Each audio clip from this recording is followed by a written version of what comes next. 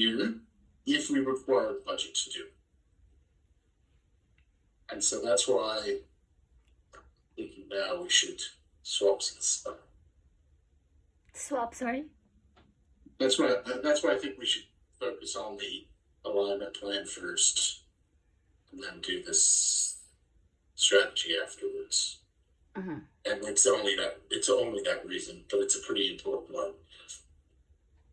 Again, I would prefer to do the strategy first, but because of the budgeting implications of the plan, I think we do the plan first. Because the plan, I think we have to have at least have it 80-90% there before the budget, so we can get any budget impacts considered. The strategy can literally be submitted the 30th of June. There's no audit, no notifications, ramifications. So, and I still haven't. I know you've done the draft, Sam, but I haven't read it, so I'll make sure to do that. So I apologize for doing that.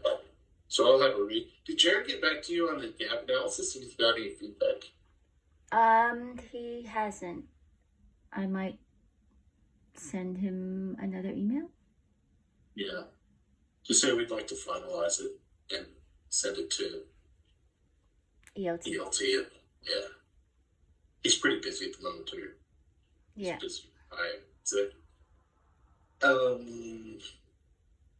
So yeah, if we get that done, I'll read you SAMP.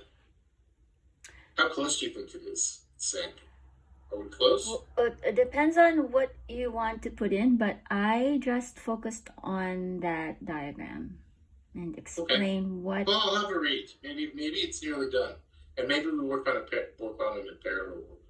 So what I want to include is that spider graph so that it will give us like a path, a roadmap, because you already have a prioritization, and some of the things that we identified as a gap we've already done.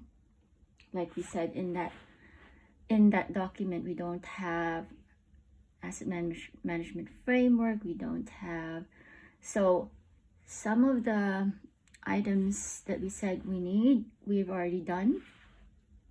And I wanted to, if you remember, Lorinda made a comment about the spider graph and what it means after we've completed that project that we're doing now. What would the graph look like? I wanted to do like a projection of, okay, after we completed this is what the graph will look like. So I completely agree with that.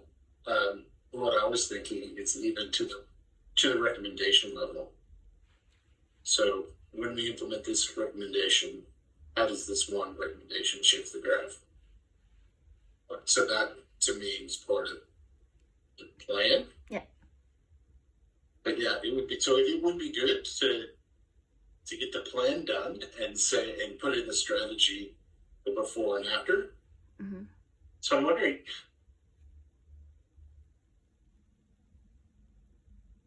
wondering now, see if you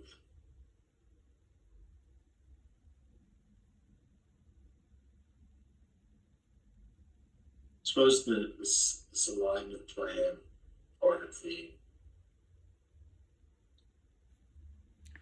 might even call it part of the SAMP. Really. So if we have an asset management strategy, a summary asset management plan, and this often called system asset management system alignment plan. That to me, and all three of them go to actually the same. Hang on. So when you say asset management alignment plan, is that a separate document that we are talking about? Well, I think it needs to be because it's one of our objectives.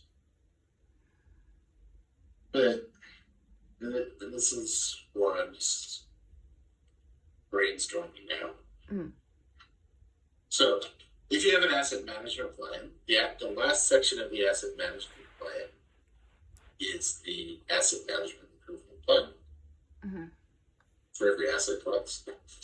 So I'm kind of thinking that this alignment plan is really the last section for the asset management plan or summary asset management plan. These are the things that we have to do. All, but maybe not actually, because those will already have a summary of the asset management plans. All right, okay. I'm sort of convinced by myself now. It needs to be a separate document, unless it's, sort of like a strategic improvement plan. So to me, it might actually could go on the back of the strategy and say these are the strategic projects that we need to do to improve asset management. And maybe that's it. Maybe we don't have to make it more complicated than that. So at the back of the asset management strategy is an asset management system alignment plan. So it's all just one document. And we might have it, I don't know, we just might have to separate it out. Or maybe we don't. Maybe we do it all together. Would those little projects will come out from the recommendations from the gap analysis? Yeah, so the asset management system alignment plan is just the recommendations. It's okay. merely, not just, it's merely the recommendations, but it's a plan to deliver them. Right now it's just a list of works, but even, I'm going to use the word plan a bit loosely because they're not all going to be executable. All I want is to say, look, we've taken all the recommendations of the gap analysis. We've prioritized them because they weren't prioritized in the gap analysis. We put that in there? It was not prioritized in the gap analysis. And it shouldn't be. That's just a list of. So post gap analysis, we've taken the recommendations, we've prioritized them, and that's essentially what we're going to do next week. And we're going to read this thing by the since we've prioritized them. We're just going to check back in with the asset management working group. And maybe we go a bit further, and now we've got a rationalized prioritization, and say this is proposed. These are the projects that we're proposing to do. 1 to 40, these are the priority, and maybe even just high level.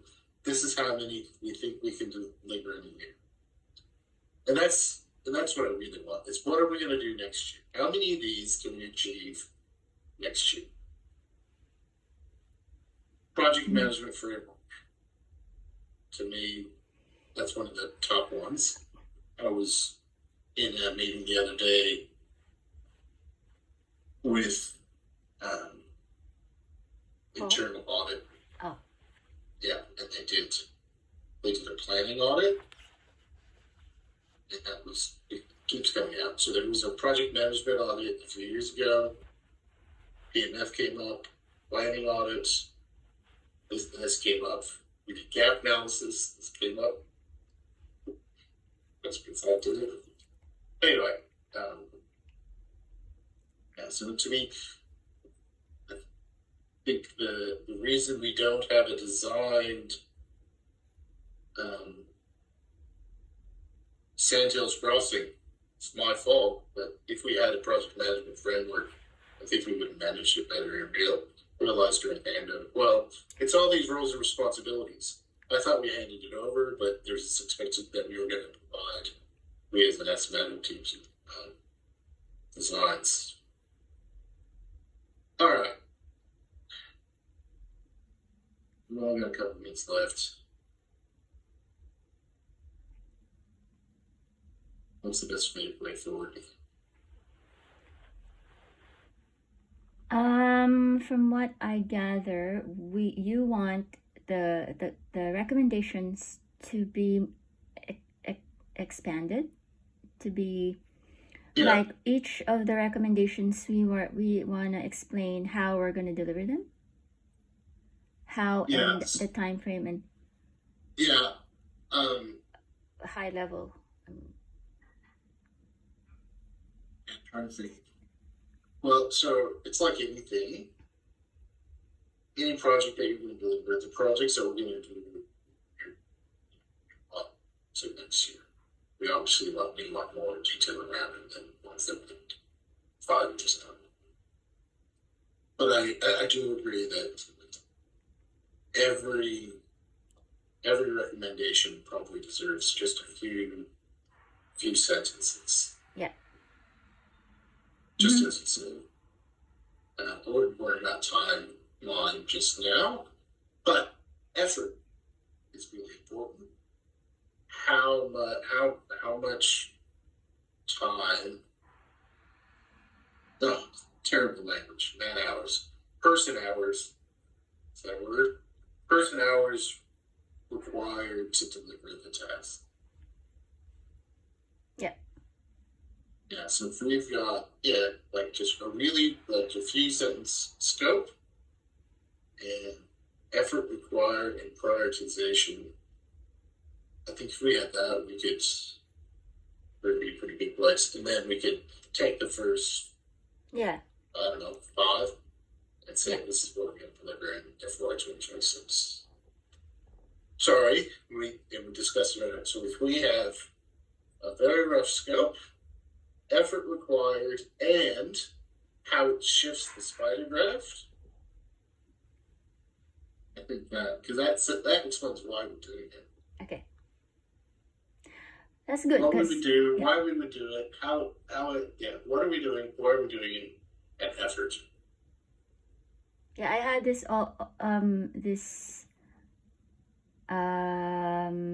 because I'm trying to put in the asset maturity assessment in the SAMP as a guide of how we're gonna